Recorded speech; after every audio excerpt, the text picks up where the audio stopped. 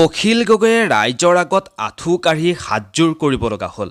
হয়, এখন গাঁৱৰ ৰাইজৰ আগত এইজন অখিল গগৈয়ে আঁঠু কাঢ়ি হাতযোৰ কৰি দীঘল দি পৰিব লগা হ'ল। এনেকুৱা কি কাম কৰিলে অখিল গগৈয়ে যাৰ বাবে ৰাইজৰ ওচৰত গৈ আঁঠু কাঢ়িব লগা হ'ল এইজন অখিল গগৈ? আপোনালোকে জানি আচৰিত হ'ব। মই সম্পূৰ্ণ ভিডিঅ'টো অলপ পিছতে মই আপোনালোকক দেখুৱাম। আপোনালোকে ভিডিঅ'টো চাই মূল কথাখিনি আপোনালোকে ভালকৈ বুজিব পাৰিব, যিহেতু বিৰোধী পক্ষৰ এজন বৰ শক্তিশালী নেতা বুলি ক'ব লাগিব অখিল গগৈ।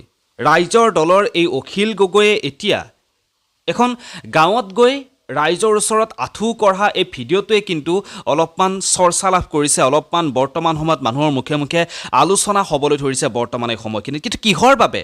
এনেকুৱা কিবা ভুল কৰিছিল নেকি অখিল গগৈয়ে যাৰ বাবে ৰাইজৰ ওচৰত গৈ এনেকৈ হাতযোৰ কৰিব লগা হৈছে এইজন অখিল গগৈয়ে? মই কোৱাৰ আগতে আপোনালোকে অখিল গগৈৰ ভিডিঅ'টো দেখিলে আপোনালোকে আচলতে গম পাব কিহৰ বাবে অখিল গগৈয়ে তেনেকৈ ৰাইজৰ ওচৰত আঁঠু ল'ব লগা হ'ল। সেই কথাখিনি আপোনালোকে ভিডিঅ'টো চালে নিজেই গম পাব, যিহেতু নিৰ্বাচনৰ সময় আৰু নিৰ্বাচনলৈ বেছি দিন নাই, সেই কথা আপোনালোক সকলোৱে জানে। গতিকে এই সময়খিনিত প্ৰত্যেকটো ৰাজনৈতিক দলে তেওঁলোকে নিজৰ ফালৰ পৰা যোনে যেনেকৈ পাৰে তেনেকৈ তেওঁলোকে প্ৰচাৰ চলাইছে। ৰাজনৈতিক নেতাসমূহ এইখিনি সময়ত খুব ব্যস্ত হৈ আছে। তেওঁলোকে বিভিন্ন ঠাইত তেওঁলোকে অনুষ্ঠানসমূহ, সভা সমিতিসমূহ পাতিছে। নিজৰ দলটো কেনেকৈ আগুৱাই নিব পাৰি, নিজৰ দলটো কেনেকৈ গাদীত বহুৱাব পৰা যায়, তাৰ কাৰণে প্ৰতিটো সময়তে চেষ্টা কৰি আছে।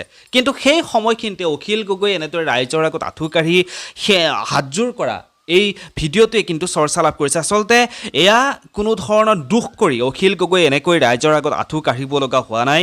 কোনো ধৰণৰ ভুল আচলতে অখিল গগৈয়ে কৰা নাই। যিহেতু নিৰ্বাচন আহিছে, নিৰ্বাচনৰ এই সময়ত সমষ্টিৰ প্ৰতিটো ঠাইত তেওঁ প্ৰত্যেকখন গাঁৱতে অখিল গগৈয়ে গৈছে, ৰাইজৰ যিবোৰ সমস্যা হৈছে সমস্যাসমূহৰ বুজ লৈছে, আৰু তেতিয়াই এইদৰে মন্দিৰৰ ওচৰত গৈ, ৰাজহুৱা মন্দিৰৰ ওচৰত গৈ ৰাইজক একলগ কৰি মন্দিৰটোৰ ওচৰত সেৱা জনাইছে, ৰাইজৰ পৰা আশীৰ্বাদ লৈছে যাতে খুব সুন্দৰকৈ ৰাজনৈতিক যি তেওঁৰ কেৰিয়াৰ, ৰাজনীতিত তেওঁৰ যি জীৱন, সেই জীৱন সফলতাৰ আহি থকা নিৰ্বাচনত তেওঁ যাতে জয়লাভ কৰিব পৰা যায়, খুব সুন্দৰকৈ যাতে তেওঁ ৰাইজৰ সমস্যাসমূহ সমাধান কৰিব পাৰে, ৰাজনীতি কৰি থাকিব পাৰে, সেইবাবেই ৰাইজৰ ওচৰত আহি এইদৰে অখিল গগৈয়ে আশীৰ্বাদ লৈছে। মই সম্পূৰ্ণ ভিডিঅ'টো আপোনালোকক দেখুৱাই আছোঁ, আপোনালোকে ভিডিঅ'টো চাওক আৰু আপোনালোকে আপোনালোকৰ মতামতসমূহ জনাবলৈ একেবাৰে নাপাহৰিব। ধন্যবাদ।